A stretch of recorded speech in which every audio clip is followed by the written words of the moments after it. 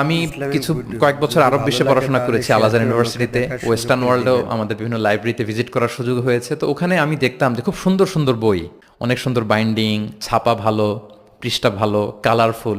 Most recently আমি একটা বই পড়ছি, মিরাজ মহিউদ্দিন নামে একজন Egyptian scholar, Harvard graduate, revelation নামে, অনেকে হয়তো দেখে থাকবেন। এত চমৎকার বই সিরাতের উপর আমি আমার পুরো জীবনীতে দেখিনি। হার্ভার্ড গ্রাজুয়েট, সে এমনভাবে সে সিরাতটাকে মানে ভিজুয়ালি প্রেজেন্ট করেছে, অবাক করা। তো আমার খুব ইচ্ছে ছিল যে ওয়াই নট বাংলাদেশে আমরা আমাদের এই পাবলিকেশন ইন্ডাস্ট্রি থেকে এরকম বই কেন হয় না। তো যেই প্রকাশকের সাথেই কথা বলি ওনারা বলে যে শায়েক আপনি তো জানেন না, এই দেশে মাথার চেয়ে পায়ের দাম নাকি বেশি। তাই আমি বললাম এটা আবার কি জিনিস। বলে যে পায়ে তো জুতা পরে, মানুষ জুতা কেনার জন্য অ্যাটলিস্ট 2000 টাকা বাজেট রাখে, মানে 2000 টাকার কমের নিচে নাকি জুতা হয় না এই দেশে, ভালো জুতা। তো বলে যেই লোক 2000 টাকা দিয়ে জুতা কিনবে পায়ের জন্য, সে বই খুঁজে 600 পৃষ্ঠার বই হইতে হবে, দাম হইতে হবে 500 টাকার নিচে।